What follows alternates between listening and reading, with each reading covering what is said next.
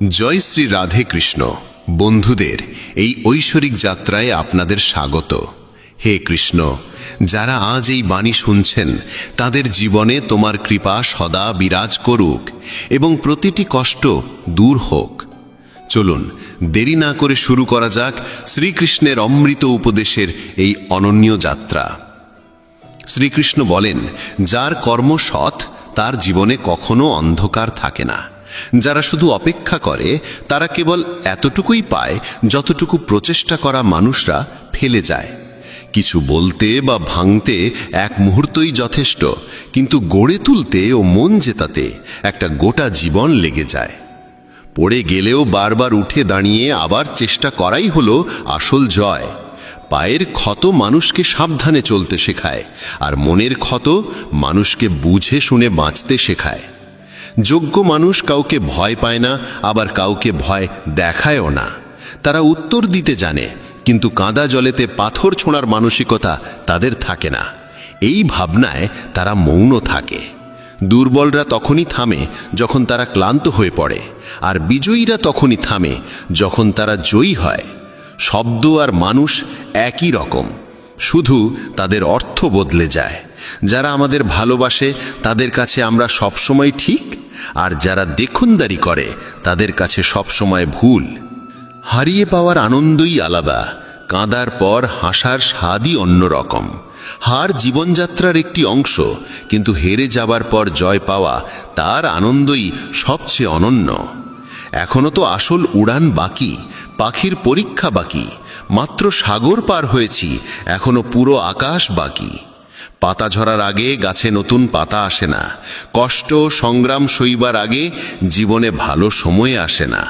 তোমার লক্ষ্য যত কঠিনই হোক, যদি একবার স্থির করেছ তবে পিছনে তাকিও না, কারণ ভাগ্য সাহসীদেরই সঙ্গ দেয়। ঈশ্বর যাদের উচ্চতায় পৌঁছাতে চান তাদের তিনি সবচেয়ে বেশি কষ্ট দেন, যাতে সেই কষ্টের সঙ্গে লড়াই করতে করতে একদিন তারা নিজ গন্তব্যে পৌঁছে যায়। আজ মেঘেরা আবার চক্রান্ত করল, বৃষ্টি ঠিক সেইখানে নামল যেখানে আমার বাসা ছিল। যদি আকাশ বিদ্যুৎ নামানোর জেদ ধরে, তবে আমরাও জেদ ধরেছি সেখানেই আবার আশ্রয় গড়ার। ঠিক যেমন বাতাস সবসময় একদিকে বইতে থাকে না, সময়ে সময়ে বদলায়, তেমনি মানুষের ভাগ্য সময়ের সঙ্গে বদলায়। তাই সময় খারাপ হলেও চিন্তা করো না, শুধু অপেক্ষা করো, কারণ সময় অবশ্যই বদলাবে। একটি পাখি একদিন মধুমক্ষীকে জিজ্ঞেস করল, তুমি এত কষ্ট করে মধু তৈরি করো, আর মানুষ এসে তা চুরি করে নিয়ে যায়, তোমার কি খারাপ লাগে না? মধুমক্ষী খুব সুন্দর উত্তর দিল, মানুষ আমার মধু চুরি করতে পারে, কিন্তু মধু তৈরি করার শিল্প নয়। যতদিন পর্যন্ত মানুষের জীবনে সুখ দুঃখ আসবে না, ততদিন সে বুঝতেই পারবে না জীবনে কি ঠিক আর কি ভুল। জলে পড়লে কেউ মরে না, মরার কারণ তখনই হয় যখন সে সাঁতার জানে না। পরিস্থিতি কোনো সমস্যা নয়, সমস্যা তখনই হয় যখন আমরা সেই পরিস্থিতির মোকাবিলা করতে জানি না। নিজের পরিস্থিতি নিয়ে কখনো দুঃখ করো না, কারণ যাদের পরিস্থিতি খারাপ তারাই জীবনে সফলও পায়। নিজের আবেগ নিয়ন্ত্রণ করতে শিখো, কারণ জীবনের বেশিরভাগ কষ্ট আসে আমাদের আবেগে ভেসে যাওয়ার কারণে। কেউ একবার একটি কলসকে জিজ্ঞেস করেছিল, তুমি এত ঠান্ডা কেন? কলস উত্তর দিয়েছিল, যার অতীত মাটি আর ভবিষ্যৎ মাটি, তার মধ্যে উত্তাপ থাকবে কিসের? কেউ তার জীবনে খুব একা, আর কেউ একাকিত্বেই তার জীবন। সফল হতে হলে একা একাই এগিয়ে যেতে হয়। মানুষ তো তখনই পাশে আসে যখন তুমি সফল হও। প্রদীপ কথা বলে না, তার আলোই তার পরিচয় দেয়। তেমনি তুমি নিজের সম্পর্কে কিছু না বললেও চলে, তোমার ভালো কাজই তোমার পরিচয় হবে। জীবনে কিছু কঠিন সিদ্ধান্ত নিতে হয়, আর সেই সিদ্ধান্ত একদিন পুরো জীবন বদলে দেয়। আপন আর পর কে তা বোঝা কঠিন নয়। যে আবেগ বোঝে সে আপন, আর যে আবেগের বাইরে থাকে সে পর।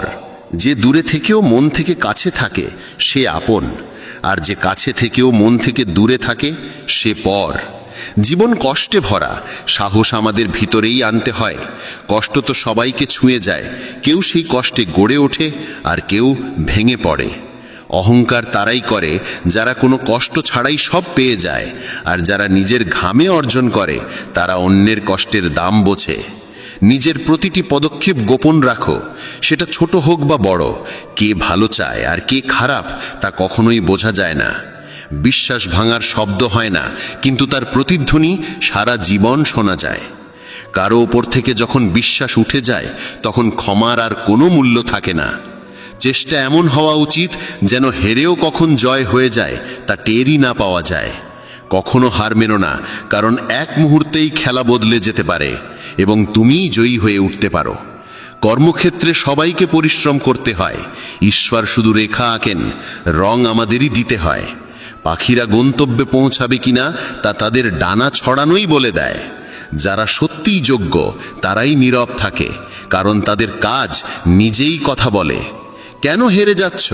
যদি কেউ পাশে না থাকে, নিজ ছায়াও কি নেই তোমার? এই দুটি হাতই যথেষ্ট, তুমি একাই অনেক। নাম ছোট হলেও হোক, তা যেন নিজের হয়। সকলের সম্মান করা ভালো অভ্যেস, কিন্তু আত্মসম্মান বজায় রেখে বাঁচা, সেটাই নিজের পরিচয়। প্রার্থনা কখনো ছেড়ে যায় না, আর অভিশাপ কখনো পিছু ছাড়ে না। দেখনদারি দিয়ে শুধু মানুষকে খুশি করা যায়, ঈশ্বর শুধু মন দেখেন। শুধু টাকায় কেউ ধনী হয় না, আসল ধনী সেই যার চিন্তা ভালো, মনোভাব সৎ আর ব্যবহার মধুর। মানুষের মুখ বন্ধ করার চেয়ে নিজের কান বন্ধ করো, জীবন অনেক শান্ত হয়ে যাবে। কেউ সত্যিই বলেছে, বাক্যে অনেক শক্তি আছে। যে মিষ্টি কথা বলে তার মিরিচও বিকোবে, আর যে তীক্ষ্ণ ভাষায় কথা বলে তার মধুও বিকোবে না।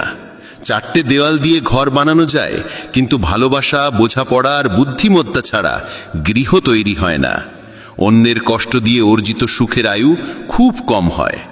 জীবনে নিজের দোষ শোনা প্রয়োজন, কারণ যদি প্রতিদিন শুধু প্রশংসা শোনো, তাহলে কখনো এগিয়ে যেতে পারবে না।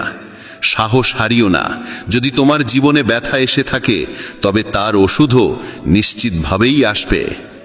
যা তুমি দেবে তাই ফিরে আসবে, সে সম্মান হোক বা প্রতারণা।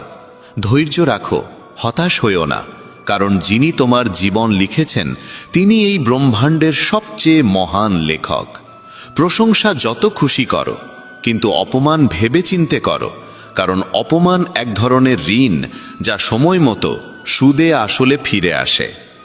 তুমি অতীতে ফিরে গিয়ে কিছু ঠিক করতে পারবে না, কিন্তু আজ যদি কাজ করো তাহলে ভবিষ্যৎকে অবশ্যই সুন্দর করে তুলতে পারো। শ্রীকৃষ্ণ বলেন, যারা তোমার প্রতি ঈর্ষান্বিত তাদের ঘৃণা করো না, কারণ তারাই তোমার শ্রেষ্ঠত্ব মেনে নিয়েছে। 5টি জিনিস এখনই ছেড়ে দাও, দেখবে জীবন অনেক শান্তিময় হয়ে যাবে। সবাইকে খুশি রাখার চেষ্টা, অন্যের ওপর বাড়তি আশা রাখা, অতীতের মধ্যে বেঁচে থাকা, নিজেকে অন্যের চেয়ে তুচ্ছ ভাবা এবং অতিরিক্ত চিন্তা করা। সময় বদলায়, তাই সময়ের সঙ্গে নিজেকে বদলাও, অথবা সময়কে বদলাতে শেখো। পরিস্থিতিকে দোষ দিও না, বরং সব অবস্থায় চলতে শেখো। শ্রীকৃষ্ণ বলেন, যেমন বাতাস একদিকেই বয় না, তেমনি ভাগ্যও এক জায়গায় স্থির থাকে না।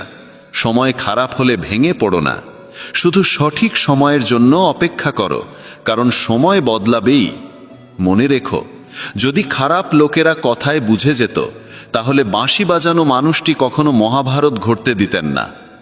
যত অপেক্ষা করাচ্ছে সে, সময় এলে এমনভাবে ফিরিয়ে দেবে যে তোমার পক্ষে তা সামলানো কঠিন হবে। নিজের জীবনের ওপর কখনো ক্ষুব্ধ হয়েও না, কারণ অনেকে তোমার মতো জীবন পাওয়ার স্বপ্ন দেখে। যদি কোনো ব্যর্থ মানুষকে জিজ্ঞেস করো কেন সে সফল হয়নি, সে 2টি কারণ দেবে। 1, ভাগ্য খারাপ ছিল, 2, সময় ছিল না। যদি কেউ তোমার বিশ্বাস ভাঙে, তাকে ধন্যবাদ দিও, কারণ তারা শিখিয়ে দেয় কাকে বিশ্বাস করতে হয় আর কাকে নয়।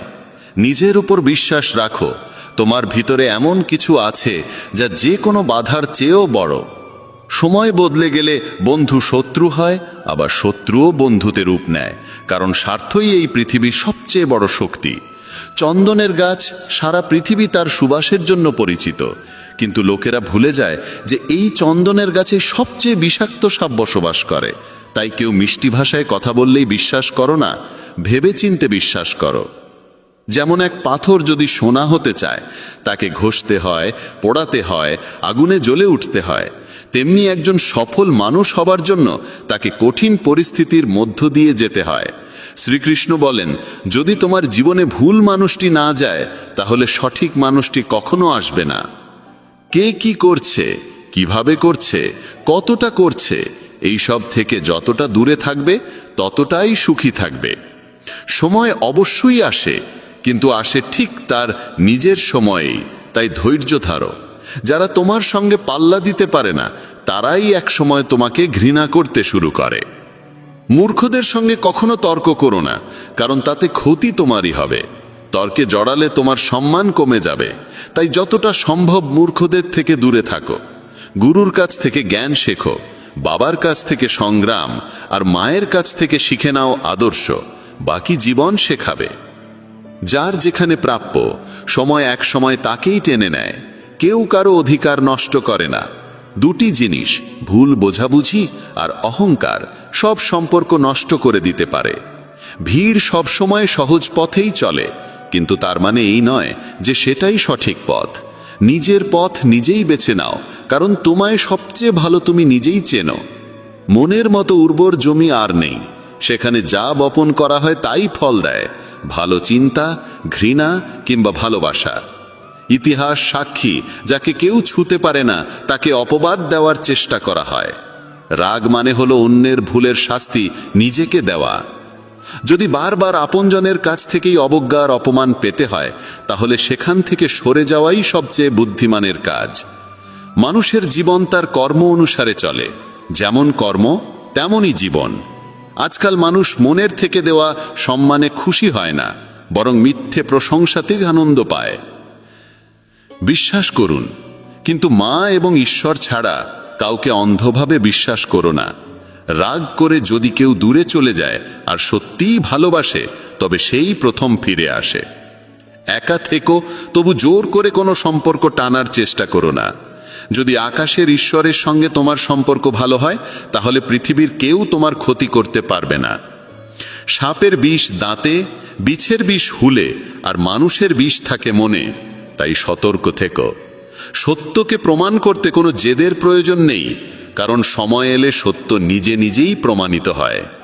দুর্বল মানুষ তখনই থেমে যায় যখন ক্লান্ত হয়, কিন্তু বিজয়ী তখন থামে যখন সে জিতে যায়। নিজের জন্য নয়, তাদের জন্য সফল হও যারা চায় তুমি ব্যর্থ হও। তোমার বড় স্বপ্ন ছোট মনের লোকেদের সঙ্গে ভাগ করো না, কারণ তাদের সেই যোগ্যতা থাকে না যা তোমার স্বপ্নকে বুঝতে পারে। একটা কথা মনে রেখো, সংগ্রামে মানুষ একা থাকে, সেই সময় কেউ পাশে থাকে না, কিন্তু সাফল্যে সে কখনো একা থাকে না। সারা পৃথিবী তখন তার পাশে হাঁটতে চায়। শুধু নিজের ওপর বিশ্বাস রেখো এবং মনে রেখো, যদি সঠিক সিদ্ধান্ত নিয়েছ তাহলে একাকিত্ব অনুভব হবেই। যারা বলে ভিড়ের সঙ্গে হাঁটলে সঙ্গী মেলে, তারা ভুল বলে না, কিন্তু আলাদা পরিচয় তৈরি করতে চাইলে তোমাকে ভিড় থেকে আলাদা হয়ে এমন কিছু করতে হবে যা তোমার পরিচয় গড়ে তোলে।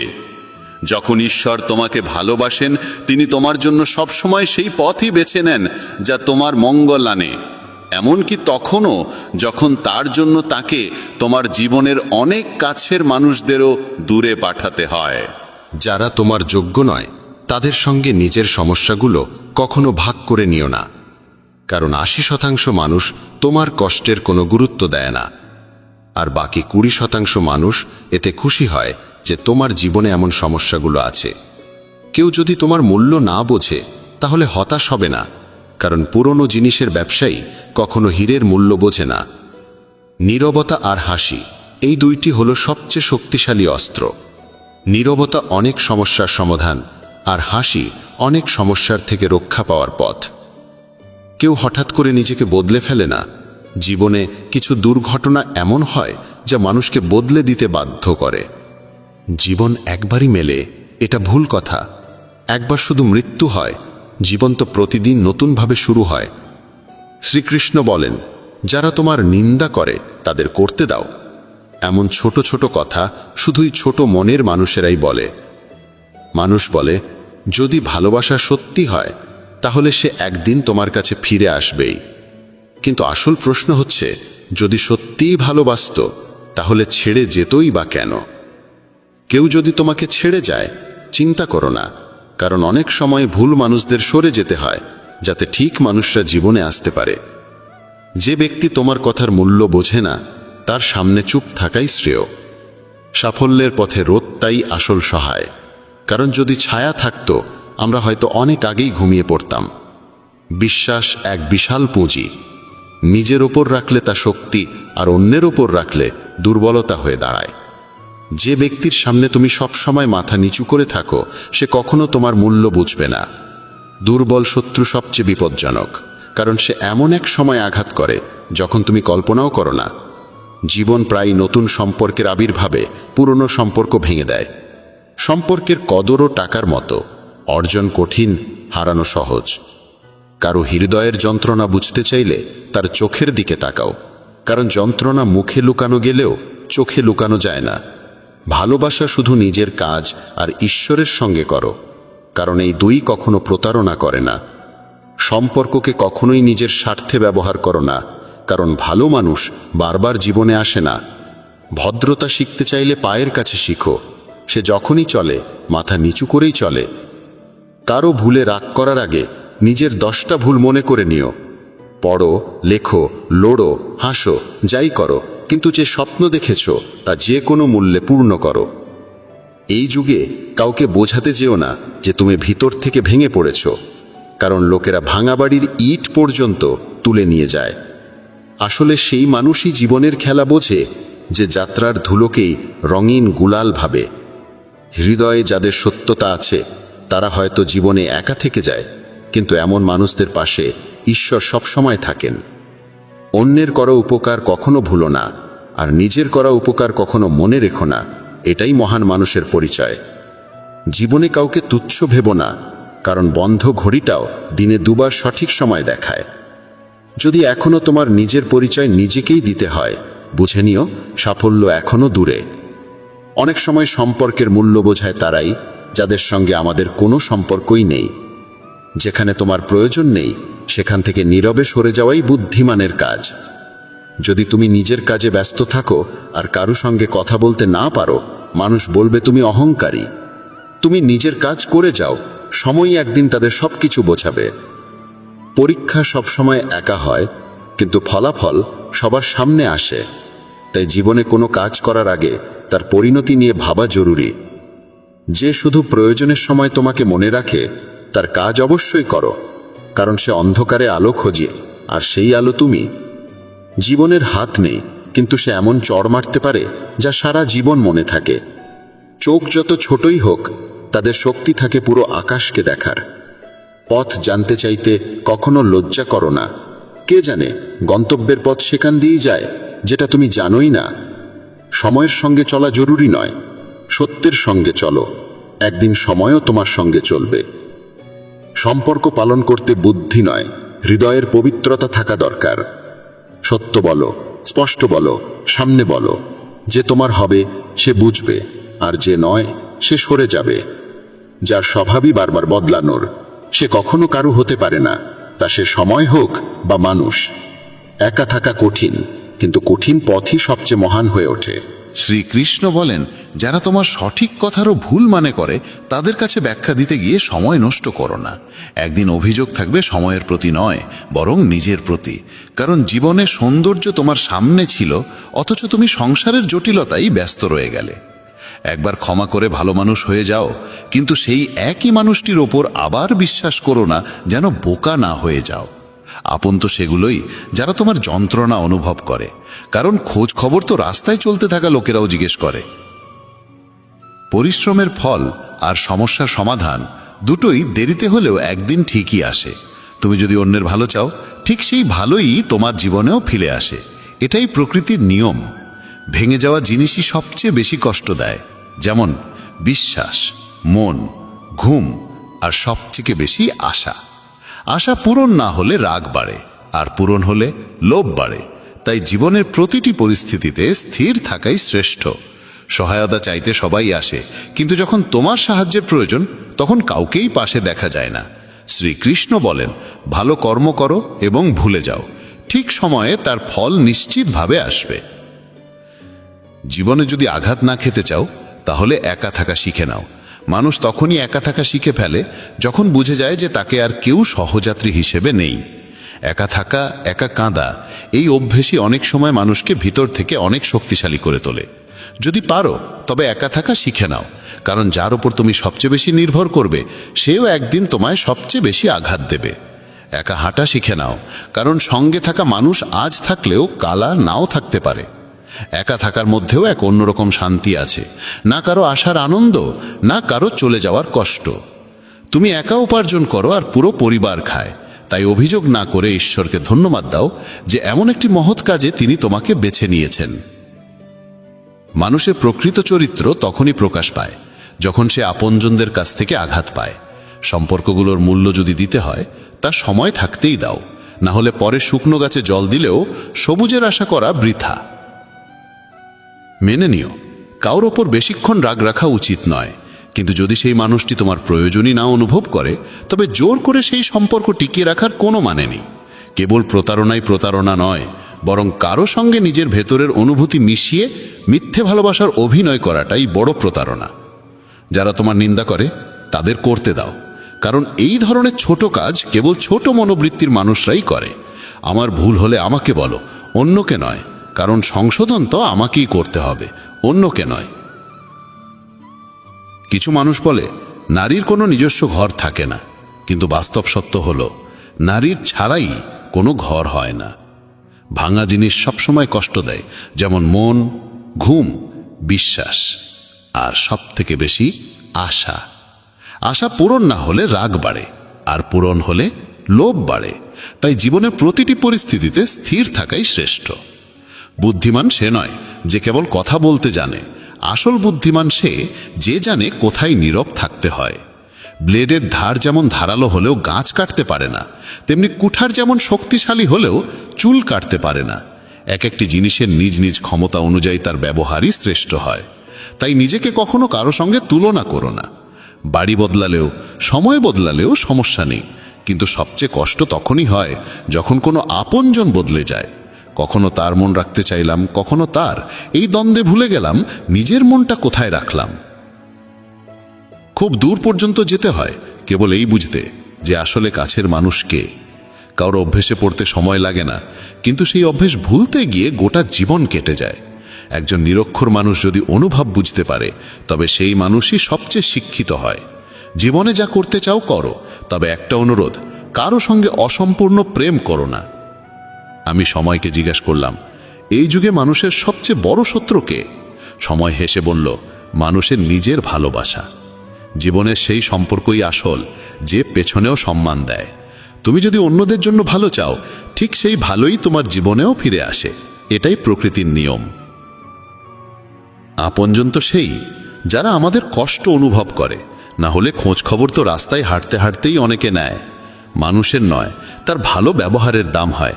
কেউ এক মুহূর্তেই মন জয় করে নেয়, আর কেউ বছরের পর বছর থেকেও করতে পারে না।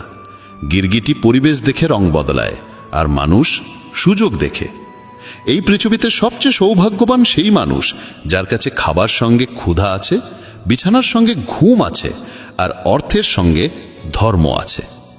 সেই মানুষ থেকে সব সময় দূরে থাকো যিনি নিজের ভুল স্বীকার করতে জানেন না। বুঝে না নিয়ে কারোর প্রতি পছন্দ তৈরি করো না, আর বুঝে না নিয়ে কারো কাছ থেকে সরে যেও না। কারণ ভালোবাসা মনের মধ্যে হয়, কথায় নয়, আর রাগ কথায় হয়, কিন্তু মনের মধ্যে নয়।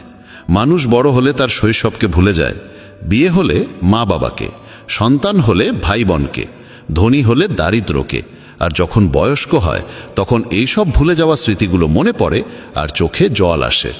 খিচুড়ি যদি হাঁড়িতে রান্না হয় তবে অসুস্থ মানুষ সুস্থ হয়ে ওঠে, কিন্তু সেই খিচুড়ি যদি মাথায় রান্না হয় তবে মানুষ নিজেই অসুস্থ হয়ে পড়ে। তাই বন্ধুরা, আজকের এই ভিডিওতে এতটুকুনি। আশা করি এই কথাগুলোর মধ্যে থেকে তোমরা অনেক কিছু শেখার মতো পেয়েছো। আবার দেখা হবে এক নতুন ভিডিওতে। তার আগে পর্যন্ত ধন্যবাদ। ভগবান শ্রীকৃষ্ণ ভগবদ গীতায় বলেন, মনকে স্থির না করলে না তো কেউ সাফল্য লাভ করতে পারে, আর নাই পরমাত্মাকে উপলব্ধি করতে পারে। শ্রীমদ্ ভগবদ গীতার ৬ষ্ঠ অধ্যায়ে অর্জুন ভগবান শ্রীকৃষ্ণকে জিজ্ঞাসা করেন, হে প্রভু, যেমন বায়ুকে বশে আনা দুঃসাধ্য, তেমনি এই চঞ্চল মনকে নিয়ন্ত্রণ করাও আমার কাছে অত্যন্ত কঠিন বলে মনে হয়। বন্ধুদের বলি, এই প্রশ্ন করছেন সেই অর্জুন যিনি স্বর্গের অপ্সরার প্রলোভনকে এই বলে ফিরিয়ে দিয়েছিলেন, আপনি তো মাতৃতুল্য। যদি সেই অর্জুন এই প্রশ্ন করেন, তাহলে আমাদের মতো সাধারণ সাধকদের অবস্থান কতখানি? অর্জুনের এই প্রশ্নের উত্তরে ভগবান শ্রীকৃষ্ণ চঞ্চল ও মত্ত মনকে বশে আনার দুইটি উপায় বলেছেন। ভগবান বলেন, হে অর্জুন, এই অস্থির মনকে নিয়ন্ত্রণ করার প্রথম উপায় হল অভ্যাস। অভ্যাস অর্থাৎ কোনো কর্মকে বারবার পুনরাবৃত্তি করে যাওয়া। মন যদি বিষয় ভোগের দিকে ছুটে যায়, তবে তাকে বারবার নিজের মধ্যে ফিরিয়ে আনতে হবে, তাকে স্থির করতেই হবে।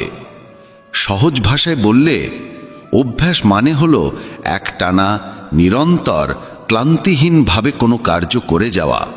যেমন নাম জপ, ধ্যান, কীর্তন, এই সবই তো এক একটি অভ্যাস।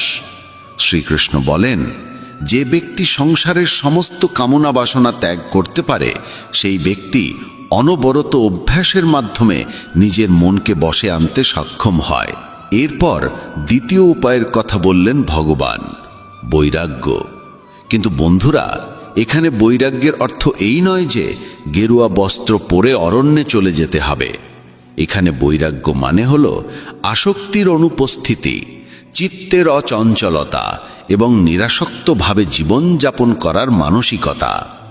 সহজ ভাষায় বললে, বৈরাগ্য মানে হল মনের ক্লান্তি। যখন মন আর সংসারে কোনো আনন্দ পায় না, তখন নিজেই শান্ত হয়ে যায়।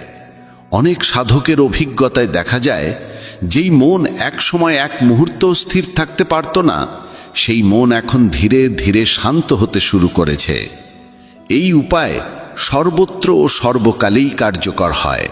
দেশে হোক বা বিদেশে, অশিক্ষিত হোক বা বিদ্বান, আপনি নিজেই পরীক্ষা করে দেখুন। বন্ধুরা, জ্ঞানীরা এ কথাও বলেছেন, করতে করতে অভ্যাসে জড়বুদ্ধিও হয়ে যায় সুজ্ঞানী।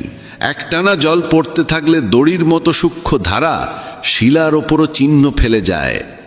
তবে মনে রাখতে হবে, অভ্যাস ও বৈরাগ্য এই দুই উপায় কেবল তখনই কার্যকর হয় যখন সাধক নিজের লক্ষ্যে স্থির ও দৃঢ় থাকে। কারণ মন ও ইন্দ্রিয় অনেক শক্তিশালী, এরা অভিজ্ঞ সাধককেও টেনে নিয়ে যায় ভোগের দিকে। অনেক সাধক পরিশ্রম করেও বারংবার ইন্দ্রিয়ের দ্বারা পরাজিত হন। এমনকি যদি কোনো সাধকও বিষয় ভোগের চিন্তায় মগ্ন হয়ে পড়েন, তবে তার চরিত্রের পতন ঘটে। তাই ভগবান নির্দেশ দিয়েছেন, মন ও ইন্দ্রিয় সমূহ সহ আমার প্রতি পূর্ণভাবে সমর্পিত হও। বন্ধুরা, তখন ছিল ত্রেতা যুগ। পৃথিবীতে ধীরে ধীরে ধর্মের অবনতি ঘটছিল। ঋষিদের তপস্যায় বাধা আসতে শুরু করেছিল। মানুষের মন ছুটে বেড়াচ্ছিল বিপথে। কাম, ক্রোধ, লোভ, মোহ ও অহংকারে বিভ্রান্ত হয়ে মানুষ হয়ে উঠেছিল অসংযমী। এমন এক সময় হিমালয়ের গুহায় এক মহান তপস্বী মহর্ষি বশিষ্ঠ তার শিষ্যদের সঙ্গে বাস করতেন। তার একটি প্রিয় শিষ্য ছিল সুদীপ। সুদীপ ছিল অত্যন্ত মেধাবী, উজ্জ্বল ও ধর্মনিষ্ঠ। কিন্তু তার মধ্যে ছিল একটি বড় দোষ, তার চঞ্চল মন। ধ্যান করতে করতেই সে অস্থির হয়ে যেত। বারবার চিন্তার ঢেউ তাকে সেই জায়গাতেই নিয়ে যেত। সে নিজেও এই দুর্বলতাকে বুঝত এবং তার জন্য মন খারাপ করত। একদিন সুধীপাচার্য বশিষ্ঠকে বলল, গুরুদেব, আমার মন কখনোই শান্ত থাকে না। আমি ধ্যান করি, কিন্তু চিন্তারা দৌড়াতে থাকে। কখনো অতীতের স্মৃতি, কখনো ভবিষ্যতের চিন্তা, কখনো মোহ, কখনো রাগ। আমার মনে হয় আমি কোনো দিনও প্রকৃত যোগী হতে পারবো না। বশিষ্ঠ মৃদু হেসে বললেন, বৎস, এই মন স্বভাবতই চঞ্চল। একে নিয়ন্ত্রণ করা সহজ নয়, কিন্তু এমনও নয় যে এটি নিয়ন্ত্রণ করা যায় না। হে বৎস, আমি তোমাকে একটি গল্প বলি। এই গল্প স্বয়ং ভগবান শিবের এক অভিজ্ঞতার উপর ভিত্তি করে গঠিত। মন দিয়ে শোনো এবং বোঝার চেষ্টা করো। এই কাহিনী মন দিয়ে শুনলে তোমার সমস্ত দুঃখ ও সংশয় দূর হয়ে যাবে এবং সামান্য পরিশ্রমেই তুমি তোমার মনকে শান্ত করতে সক্ষম হবে। গল্প শুরু করে মহর্ষি বশিষ্ঠ বললেন, প্রাচীনকালে রূপবর্ণ নামে এক ধর্মপরায়ণ সম্রাট ছিলেন। তিনি বহু যজ্ঞ করেছিলেন, প্রজার রক্ষা করেছিলেন এবং ধর্মের পথ অনুসরণ করেছিলেন। কিন্তু বয়স বাড়ার সঙ্গে সঙ্গে তার মনে মৃত্যু ভয়ে জন্ম নিল। তার মনে হতে লাগল, এই জীবন তো নশ্বর, শেষ সময়ে তিনি একা ও অসহায় হয়ে পড়বেন। এই চিন্তা তাকে বারবার অস্থির করত। তার মন একদম অশান্ত হয়ে উঠেছিল। তিনি সারাক্ষণ অস্থির হয়ে থাকতেন। বন্ধুরা, মৃত্যু নিয়ে ভয় কাকে লাগে না? আমরাও আমাদের জীবনের সঙ্গে এই অবস্থার তুলনা করে দেখতে পারি, এবং এই ভয় ও উদ্বেগই রূপবর্ণ রাজাকেও পীড়িত করছিল। রাজা বহু পণ্ডিত, তান্ত্রিক এবং যোগীর শরণাপন্ন হলেন। জিজ্ঞাসা করলেন, কিভাবে মন শান্ত হবে, কিভাবে মৃত্যু ভয় দূর হবে? কিন্তু তেমন কোনো আশ্বস্তকারী উত্তর তিনি পেলেন না। অবশেষে এক যোগী তাকে বললেন, রাজন, যদি আপনি সত্যিই শান্তি চান তবে মহামণি কপিলের কাছে যান। তিনি তপস্যায় লিপ্ত আছেন এবং আত্মজ্ঞান প্রাপ্ত মহাপুরুষ। তিনি আপনাকে এই ভয়টাকে মুক্তি দিতে পারেন। বন্ধুরা, যখন মন অশান্ত হয়ে যায় তখন নানা দ্বন্দ্ব মনে চলতে থাকে। যেমন মহাভারতের যুদ্ধকালে অর্জুনের মনেও দ্বন্দ্ব শুরু হয়েছিল। সে বুঝতে পারছিল না আমি কি করব, কিভাবে নিজের হাতে নিজের কুলের বিনাশ ঘটাবো। তখনই শ্রীকৃষ্ণ তাকে গীতার পরম জ্ঞান প্রদান করে তার সকল দ্বিধা সংশয় দূর করেছিলেন। এই একই দ্বিধা, ভয় ও দুশ্চিন্তার মধ্যে দিয়ে যাচ্ছিলেন রাজা রূপবর্ণ। তিনি তার রাজসিংহাসন পুত্রকে প্রদান করে কপিল মুনির আশ্রমের উদ্দেশ্যে রওনা দিলেন। তিনি গভীর বন, পর্বত, নদী পার হয়ে তপবনে পৌঁছলেন। সেখানে কপিল মুনি ধ্যানে নিমগ্ন ছিলেন। কপিল মুনির দেহে ছিল কেবল বৃক্ষের ছাল, চুল ছিল এলোমেলো এবং মুখে ছিল এক অপূর্ব দীপ্তি। রাজা কপিল মুনির চরণে প্রণাম করলেন। কপিল মুনি বললেন, বলুন রাজন, আজ কি উদ্দেশ্যে আপনি আমাদের কুটিরে এসেছেন? রাজা রূপবর্ণ বললেন, হে মুনিবর, আমি জীবনের নশ্বরতা নিয়ে খুব দুঃখিত। আমার মন একদম অশান্ত। আপনি আমাকে এমন জ্ঞান দিন যাতে আমি মৃত্যু এবং ভয় থেকে মুক্ত হতে পারি। কপিল মুনি বললেন, রাজন, মনের স্বভাবই চঞ্চল। যতক্ষণ তুমি মনকে বাহ্যিক বিষয়বস্তুর প্রতি আকৃষ্ট করে রাখবে ততক্ষণ এটি কখনো শান্ত হবে না। রাজন, শান্তি বাইরে নয়, শান্তি তোমার অন্তরে লুকিয়ে আছে। তখন রাজা রূপবর্ণ বললেন, হে মুনিবর, এই দ্বিধার সমাধানের জন্যই তো আমি আপনার কাছে এসেছি। আপনি কৃপা করে আমাকে এই ভয়ের বন্ধন থেকে মুক্ত করুন। তখন কপিল মুনি বললেন, রাজন, এখন আমি তোমাকে ভগবান শিবের একটি প্রাচীন কাহিনী শোনাই। এই কাহিনী শ্রবণ করলেই তোমার মন সম্পূর্ণরূপে শান্ত হয়ে যাবে এবং তুমি চিরতরে ভয় ও উদ্বেগ থেকে মুক্তি পাবে। কথা শুরু করে কপিল মুনি বললেন, একবার ভগবান শিব কৈলাসে গভীর ধ্যানে নিমগ্ন ছিলেন।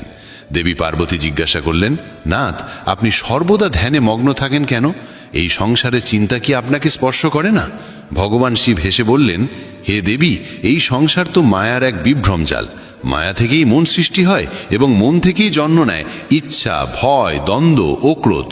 যখন মন আমাদের নিয়ন্ত্রণে থাকে না তখনই আমরা ঈশ্বর থেকে বিচ্যুত হয়ে পড়ি। পার্বতী আবার প্রশ্ন করলেন, হে নাথ, তাহলে কি মনকে নিয়ন্ত্রণে আনাই মুক্তি? শিব বললেন, হ্যাঁ দেবী, একবার আমিও মনকে জয় করার জন্য গভীর তপস্যায় রত হয়েছিলাম। তখন আমি উপলব্ধি করেছিলাম যে মনকে জোর করে নয়, বরং তাকে বোঝার মাধ্যমে, তাকে ভালোবাসার দৃষ্টিতে দেখে ধীরে ধীরে স্নেহে নিয়ন্ত্রণে আনতে হয়। ভগবান শিব বললেন, একবার আমি সংকল্প করলাম যে 1 বছর আমি সম্পূর্ণরূপে মৌন থাকব। কোনো কথা নয়, কোনো সংলাপ নয়। আমি কেবল আমার মনকে পর্যবেক্ষণ করলাম। চিন্তারা আসছে এবং চলে যাচ্ছে, আবেগ জাগছে, আবার মিলিয়ে যাচ্ছে, কিন্তু আমি কোনো প্রতিক্রিয়া দিচ্ছি না। আমি কেবল একজন সত্যি সাক্ষীর মতো প্রত্যক্ষ করছিলাম।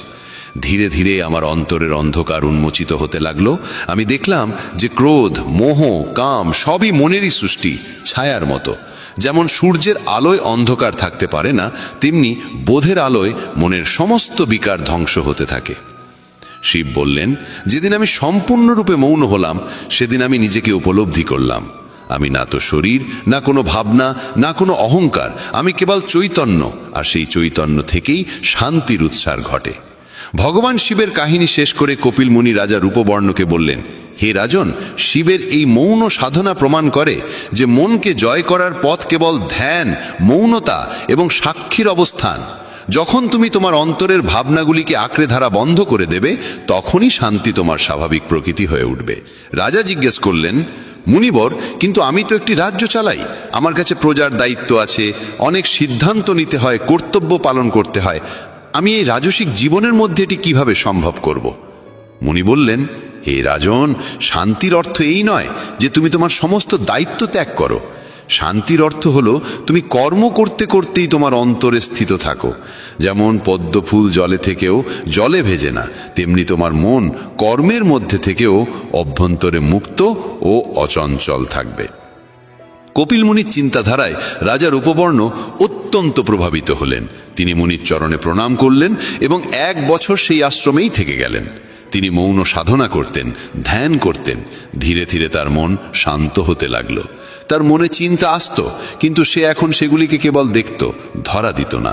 একদিন তিনি ধ্যানে বসে একটি দিব্য অনুভূতির মধ্যে প্রবেশ করলেন। তার মন সম্পূর্ণরূপে শান্ত হয়ে গেল। সে নিজে নিজেতে স্থিত হয়ে গেল। তার অন্তর থেকে এক দেবীয় আলো বেরিয়ে এলো। সে অনুভব করল সে কেবল আত্মা, বিশুদ্ধ, চিরন্তন ও শান্ত। গুরু বশিষ্ঠ কাহিনী শেষ করলেন। শিষ্য সুদীপের চোখ দিয়ে অশ্রু ঝাড়তে লাগলো।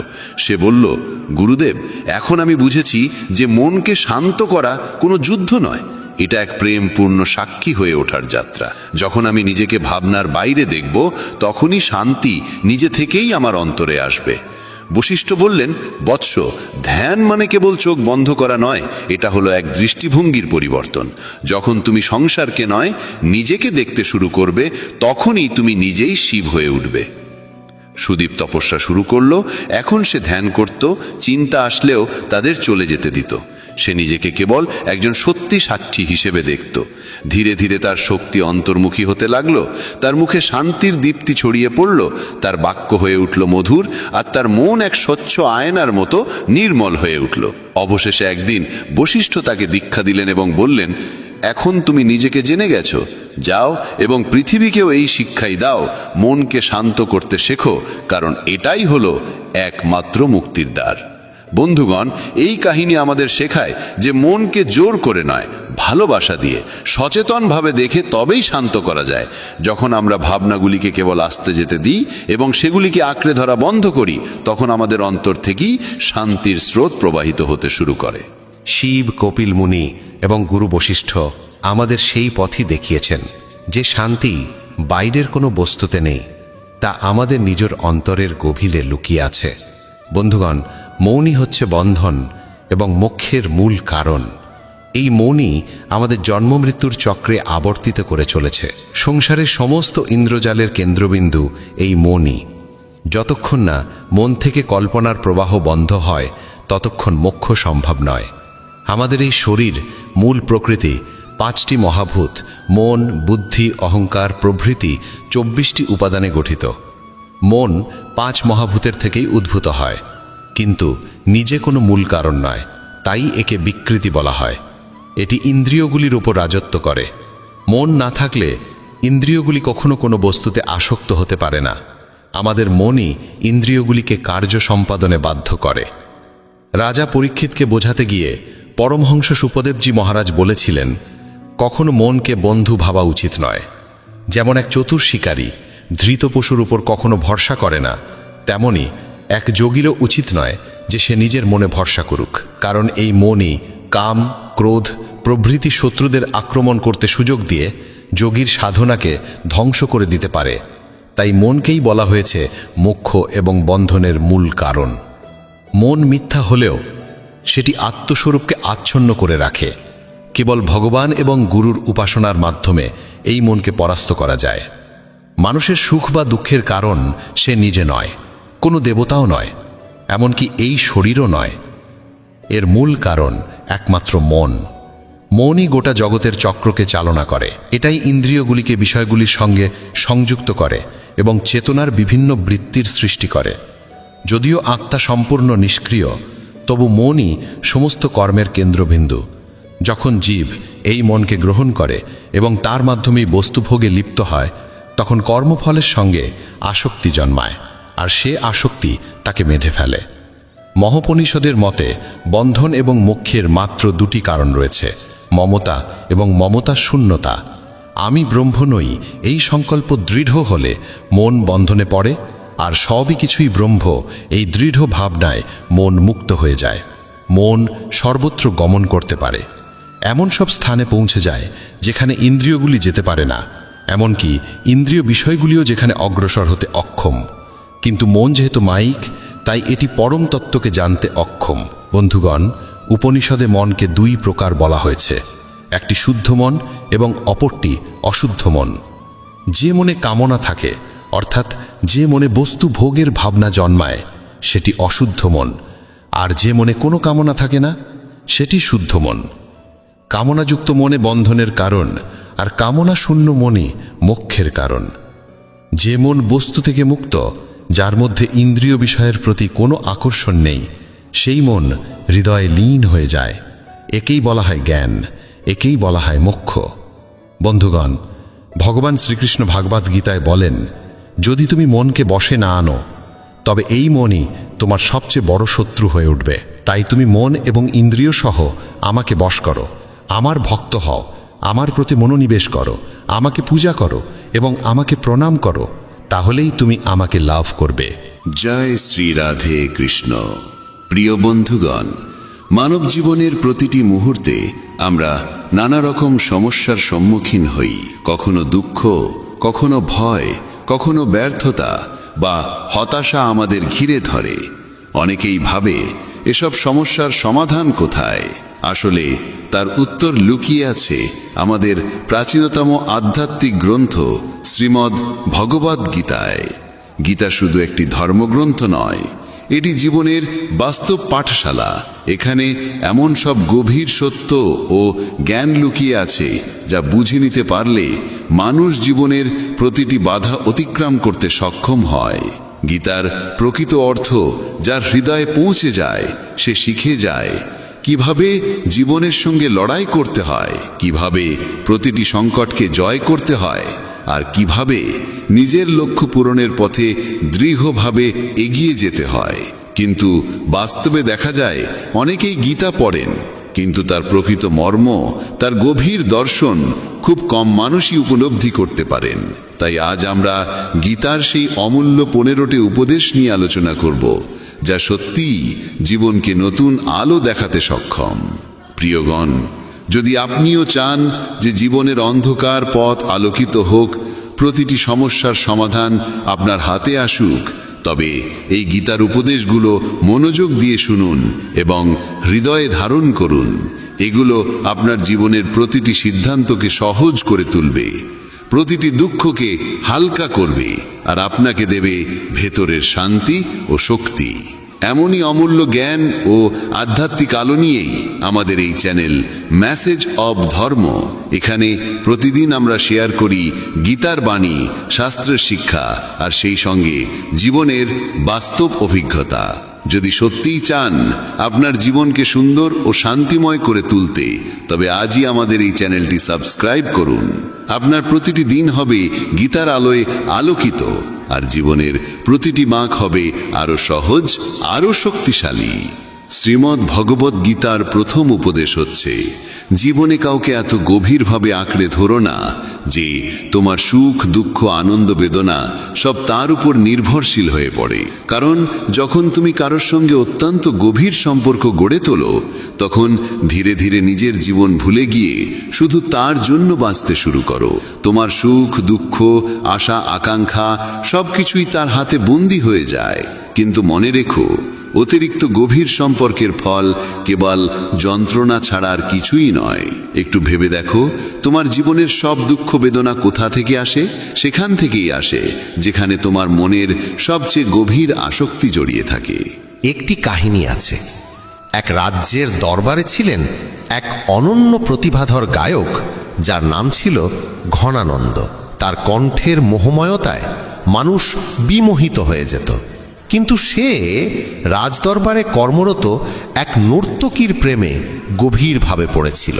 সে এমনভাবে তাকে ভালোবেসে ফেলল যে মনে মনে প্রতিজ্ঞা করল, এখন থেকে আমি আর কারো জন্য গান গাইব না, শুধু আমার প্রেমিকার জন্যই গাইব। সে চাইলে গাইব, নইলে আর নয়। একদিন রাজা শুনলেন যে দূর দেশ থেকে তার দরবারে কিছু বিশেষ অতিথি আসছেন। তাই তিনি ঘনানন্দকে আদেশ দিলেন অতিথিদের সামনে গান পরিবেশন করতে। কিন্তু ঘনানন্দ বলল, মহারাজ, আমি এখন আর অন্যের জন্য গান গাই না, আমি শুধু আমার প্রেমিকার জন্য গান করি। রাজা এই কথা শুনে অবাক হলেন। তিনি খোঁজ নিয়ে জানিলেন তার প্রেমিকা আর কেউ নন, রাজদরবারের সেই নর্তকী। তখন রাজা নর্তকীকে বললেন, তোমার প্রেমিককে বলো তাকে অবশ্যই অতিথিদের সামনে গান গাইতে হবে। প্রেমিকার আবদারে ঘনানন্দ রাজি হলো। অতিথিদের সামনে সে গানও পরিবেশন করলো। কিন্তু অতিথিরা চলে গেলে রাজা মনে মনে ভাবলেন, ঘনানন্দ আমার আদেশ অমান্য করেছে, অথচ তার প্রেমিকার কথা শুনেছে। যে রাজাজ্ঞা মানে না তার এই রাজ্যে কোনো স্থান নেই।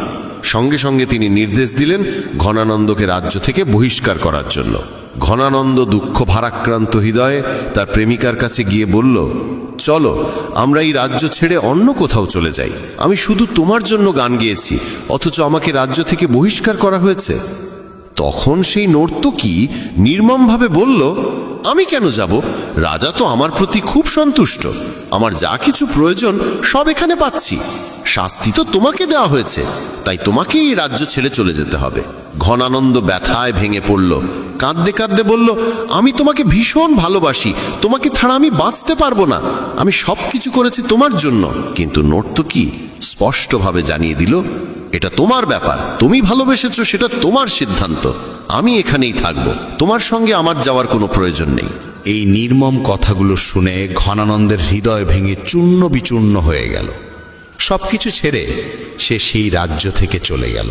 পরে জীবনের সমস্ত আসক্তি ত্যাগ করে সে শুধু ঈশ্বরের সন্ধানে নিজেকে নিয়োজিত করল এবং একদিন এক মহান যোগীতে রূপান্তরিত হলো। এই কাহিনী আমাদের শিক্ষা দেয়, এই জগৎ তোমার প্রেম বা আবেগের কদর করে না। তুমি যতই সম্পর্ক গড়ে তোলো না কেন, যদি তার গভীরে ডুবে যাও তবে ফলশ্রুতিতে তুমি শুধু কষ্টই পাবে। বাইরের জগতে সবার সঙ্গে স্বাভাবিকভাবে চলাফেরা করো, কিন্তু অন্তরে কাউকে অতিরিক্ত আঁকড়ে ধরো না। গীতার দ্বিতীয় উপদেশ হলো, বারবার সেই বিষয় নিয়ে চিন্তা করো না যা তোমার মনকে অশান্ত করে দেয়। বাস্তবিক অর্থে জীবন হলো এক প্রবাহমান স্রোতের মতো। যতক্ষণ তুমি সেই স্রোতের সঙ্গে ভেসে চলবে ততক্ষণ তোমার মন হালকা থাকবে। কিন্তু একবার যদি তোমার মন কোনো একটি জায়গায় আটকে যায়, তখনই দুঃখ ও যন্ত্রণার সূত্রপাত হয়। মানুষের জীবনে দুশ্চিন্তা, চাপ ও মানসিক অশান্তি তখনই আসে যখন সে একটি বিষয়কে বারবার মনে মনে ঘুরিয়ে ঘুরিয়ে ভাবতে থাকে। এই পুনরাবৃত্তি আসল দুশ্চিন্তার জন্ম দেয়। তাই মনে রেখো, যে বিষয় তোমার নিয়ন্ত্রণে নেই তাকে ছেড়ে দাও। যদি তুমি তোমার মনকে কোনো একটি বিষয়ে আটকে রাখো, তবে তুমি জীবনের পথে এগোতে পারবে না, সেখানেই থেমে যাবে। আর যে থেমে যায় সে জীবনে শুধু দুঃখই পায়। একবার ভেবে দেখো, তুমি কার জন্য এত ভাবছো? কেউ কি সত্যিই তোমার জন্য ভাবে? তোমার সুখ, দুঃখ, আনন্দ, বেদনা কিংবা জীবন মৃত্যু এসব নিয়ে আসলে কারো মাথা ব্যথা নেই। পৃথিবীর এই সত্য মনের গভীরে ধারণ করো, তোমার কষ্ট বা সুখ নিয়ে কেউ প্রকৃত অর্থে গুরুত্ব দেয় না। তাই অকারণে এক বিষয়ে বারবার ভাবা একেবারেই অর্থহীন। মানুষ বারবার একই চিন্তায় ঘুরপাক খেতে খেতে শুধু মাথা নষ্ট করে ফেলে। সমস্যার সমাধান তাতে হয় না। তখন তার অবস্থা হয় যেন সে এক অদৃশ্য জালে আটকে আছে, যেখান থেকে মুক্তির কোনো পথ খুঁজে পাচ্ছে না। মনে রেখো, যদি সত্যিই সুখী হতে চাও তবে কখনোই তোমার চিন্তাকে একটি মাত্র বিষয়ে আটকে দিও না। চিন্তাকে প্রবাহিত হতে দাও, জীবনকে এগিয়ে নিয়ে যেতে দাও। তখনই দেখবে মন অকারণে কষ্টে জর্জরিত হবে না, বরং তুমি হবে মুক্ত, হালকা আর আনন্দময়।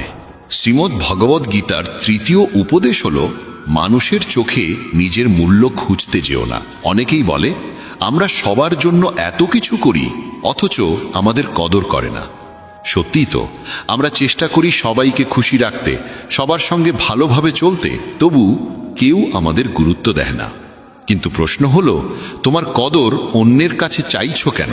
কারো স্বীকৃতি, কারো প্রশংসা, কারো মুখে শোনা যে তুমি আমার জন্য এত কিছু করেছো, এইসবের পেছনে ছুটছো কেন? যদি এর জন্য দৌড়তে থাকো তবে তুমি শুধু নিজের সময়ই নষ্ট করবে না, বরং নিজেকেই আঘাত করবে।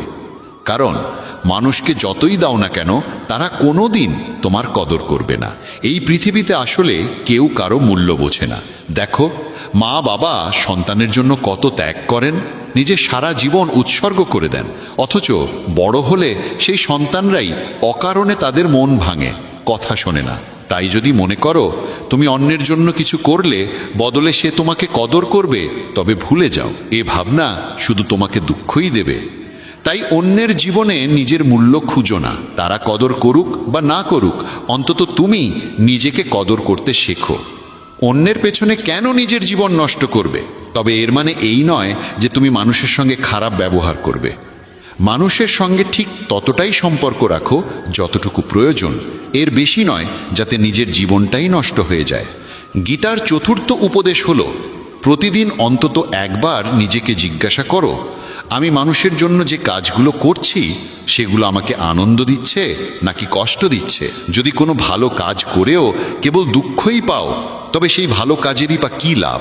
কারো প্রতি অতিরিক্ত যত্ন নিয়ে যদি শুধু কষ্টই পাও, তবে সে যত্ন কিসের?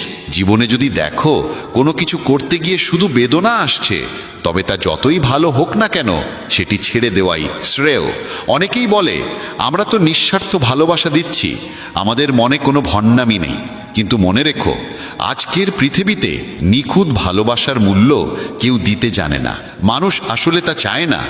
যেমন একবার ভারতের একটি হোটেলে এক বিদেশি পর্যটক এলো। সে দুধ খাবার অর্ডার দিল। হোটেল মালিক মনে করলো বিদেশি অতিথি এসছে, তাকে আমাদের দেশের খাঁটি দেশি দুধ খাওয়ানো উচিত। তাই সে এক গ্লাস খাঁটি দুধ পাঠালো। অতিথি দুধ খেয়ে খুবই আনন্দ পেল, আরেক গ্লাস চাইল। কিন্তু দ্বিতীয় গ্লাস দুধ খাওয়ার পরই তার শরীর খারাপ হয়ে গেল। অথচ দুধ ছিল একেবারে খাঁটি, সম্পূর্ণ বিশুদ্ধ, কিন্তু তার শরীর ছিল ভেজাল জিনিসের অভ্যস্ত। তাই সেই খাঁটি দুধ হজমই হলো না। আজকের মানুষও ঠিক তেমন। তুমি যতই খাঁটি ভালোবাসা দাও, সেই ভালোবাসা তাদের পক্ষে হজম করা সম্ভব হয় না। তাই জীবনে যা কিছু করছো সেটি নিয়ে নিজেকে প্রশ্ন করো, এতে তুমি আনন্দ পাচ্ছ নাকি দুঃখ পাচ্ছ? যদি আনন্দ পাও তবে তা চালিয়ে যাও, কিন্তু যদি কেবল দুঃখই আসছে তবে মানুষের জন্য সেই কাজ করা বন্ধ করে দাও যা তোমাকে শুধু যন্ত্রণা দেয়। বন্ধুগণ, শ্রীমদ্ ভগবদ্ গীতা শুধু বই নয়, এটি জীবনের দিশারি।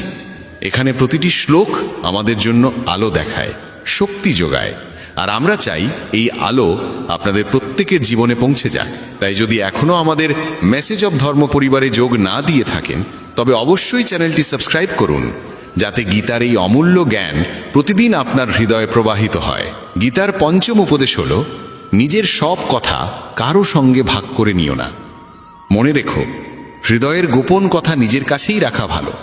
যদি চাও কেউ তোমাকে অবহেলা করুক, তোমার কদর করা বন্ধ করে দিক, তবে তোমার জীবনের সব কথা তাকে বলে দাও। বাস্তবে মানুষ তেমন যোগ্য নয় যে তুমি তাদের কাছে নিজের সব উন্মোচন করবে। প্রায়ই শুনি, জীবনে এমন একজন তো থাকা উচিত যার সঙ্গে আমি সব ভাগ করে নিতে পারি। চেষ্টা করে দেখো, যদি কাউকে সব বলে দাও তবে বদলে অবমাননা না পাও, তবে বলো। প্রায় সব ক্ষেত্রেই দেখা যায়, তুমি যতটা খোলাখুলি হবে, মানুষ ততটাই তোমার মূল্য কমিয়ে দেবে। তাই সব কথা, সব অনুভূতি সবার কাছে বলার দরকার নেই। কিছু কিছু যদি নিজের মনে জমা থাকে, তবে সেটিই উত্তম। কারণ এই জীবন তোমার। অন্যকে কেন এমন গভীরভাবে ঢুকতে দেবে যে তার ছাড়া তোমার চলাই সম্ভব হবে না? মানুষকে শুধু ততটাই জানাও যতটা জানালে কোনোদিন তোমার কষ্ট না হয়। গীতার ষষ্ঠ উপদেশ হলো, প্রতিশোধের আগুনে কখনো নিজেকে দগ্ধ করো না। অনেকেই আছে যারা সারা জীবন ভিতরে ভিতরে জ্বলে, বাইরে কিছুই করতে পারে না, কাউকে ক্ষমা করতে পারে না, আবার নিজের জীবনেও কোনো পরিবর্তন আনতে পারে না। ফলস্বরূপ তারা কেবল দুঃখেই ঘেরা থাকে। যদি কোনো বিষয় তোমাকে কষ্ট দেয়, তবে তোমার সামনে মাত্র দুটি পথ, হয় তাকে প্রকাশ্যে প্রতিবাদ করো, নয় তাকে ক্ষমা করে দাও। এর বাইরে কোনো তৃতীয় পথ নেই।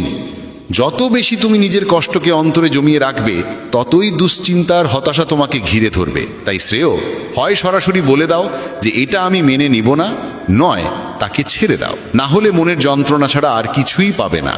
গীতার সপ্তম উপদেশ হল, কারো সামনে প্রমাণ করার চেষ্টা করো না যে তুমি কিছু বিশেষ। পৃথিবীতে প্রত্যেক মানুষই নিজেকে বড় কিছু মনে করে। সবাই ভাবে, আমি এটা, আমি ওটা, তুমি জানো না আমি কে।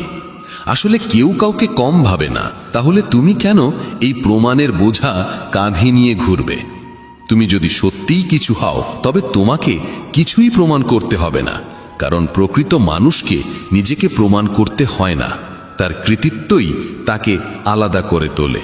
মানুষ সবসময় নিজেকে খুব সিরিয়াসভাবে নেয় এবং অন্যদের নিজ থেকে ছোট ভেবে অহংকারে ভরে থাকে। কিন্তু যে মানুষ সত্যিকার অর্থে জ্ঞানী, সে কখনো এই পাগলামি করে না যে চারপাশে দেখিয়ে বেড়াবে আমি কিছু। কারণ যারা মানুষকে দেখাতে চায় যে তারা বিশেষ কিছু, তারা শেষ পর্যন্ত দুঃখ ছাড়া কিছুই পায় না।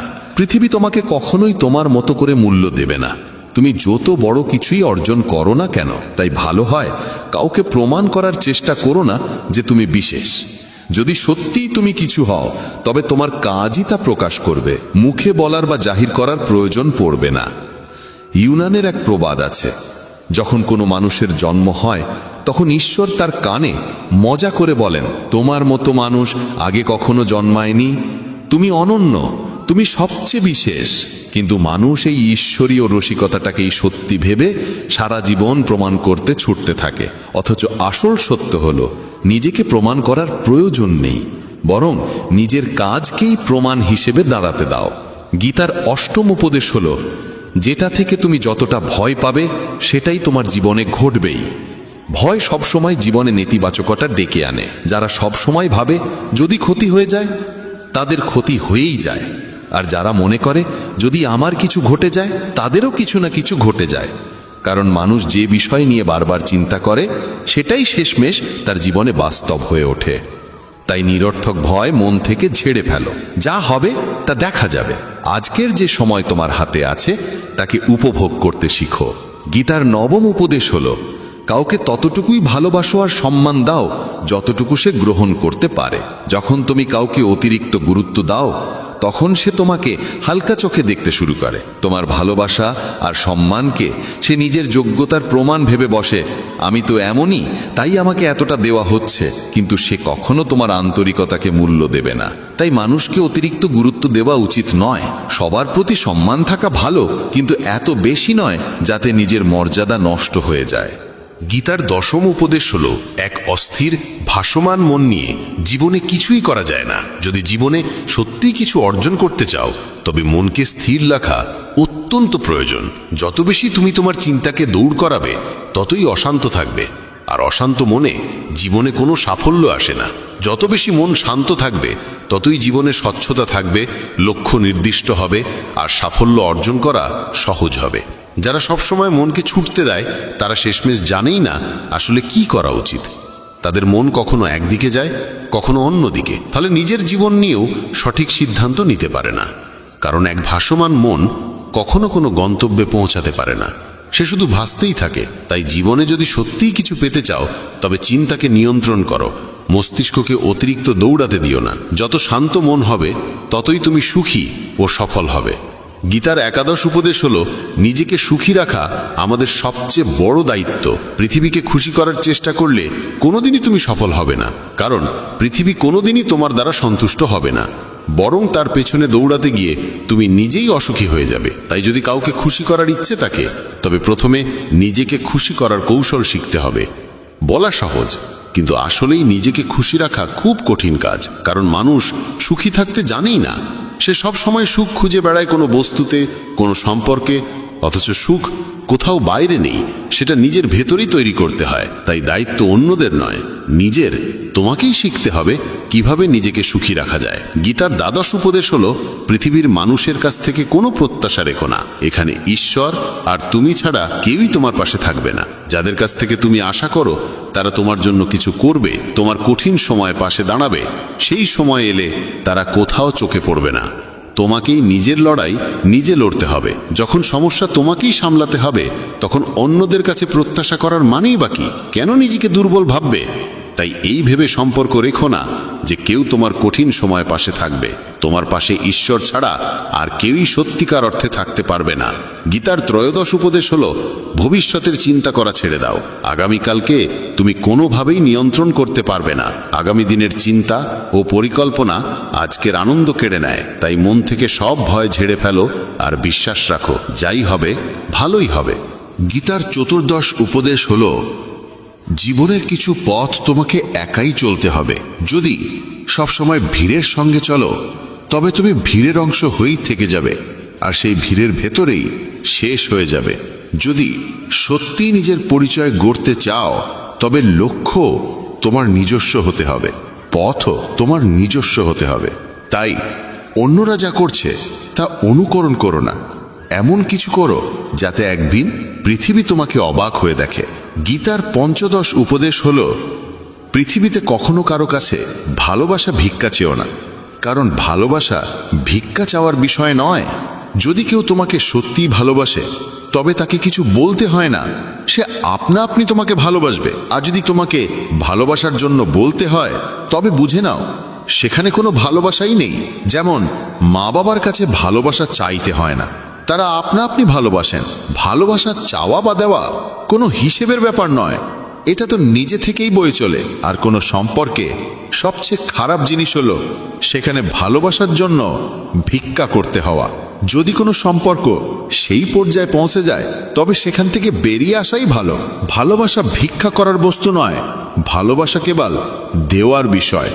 যে সত্যি ভালোবাসে সে ভালোবাসা না দিয়ে থাকতেই পারে না। তাই নিজের মর্যাদাকে সম্মান করো, আর যে ভালোবাসে না তার জন্য কখনো পাগল হয়েও না। যে মানুষ গীতার এই 15টি উপদেশ নিয়মিত শুনবে এবং জীবনে প্রয়োগ করবে, বিশ্বাস করো জীবনের প্রতিটি কঠিন মুহূর্ত সে সহজে হাসি মুখে পার করে যাবে। প্রিয় ভক্তগণ, আজ আমরা গীতার সেই অমূল্য উপদেশগুলো নিয়ে আলোচনা করলাম। আশা করি এই শিক্ষা আপনাদের জীবনকে আলোকিত করবে এবং প্রতিটি বাধা অতিক্রম করার শক্তি দেবে। যদি এই আধ্যাত্মিক যাত্রা আপনার ভালো লেগে থাকে তবে অবশ্যই আমাদের মেসেজ অফ ধর্ম চ্যানেলটি সাবস্ক্রাইব করুন। এতে করে গীতার প্রতিটি শিক্ষা শ্রীকৃষ্ণের জয় শ্রীকৃষ্ণ, কারণ আপনার এই ভক্তি এই যাত্রাটিকে আরো অলৌকিক করে তুলবে। বন্ধুরা, ভগবান শ্রীকৃষ্ণ বলেন, জীবনে প্রকৃত সামঞ্জস্য সেই ব্যক্তিই আনতে পারে যে ভক্তি ও কর্তব্যের মধ্যে সঠিক সমতা স্থাপন করে। যদি কেউ কেবলমাত্র পূজা পাঠে নিমগ্ন থাকে অথচ নিজের পরিবার, সমাজ ও আত্মিক দায়িত্বের উপেক্ষা করে, তাহলে তার ভক্তি অসম্পূর্ণ বলে গণ্য হয়। কারণ ভক্তি শুধু মন্দিরে ঘন্টার পর ঘন্টা বসে থাকা বা মন্ত্র জপ করার মধ্যেই সীমাবদ্ধ নয়, বরং এটি এমন একটি অনুভব যা আমাদের আচরণ, সিদ্ধান্ত ও দায়িত্বে প্রকাশিত হওয়া উচিত। শ্রীকৃষ্ণ বলেন, ভক্তি তখনই সার্থক হয় যখন তা আমাদের কর্মে প্রতিফলিত হয়।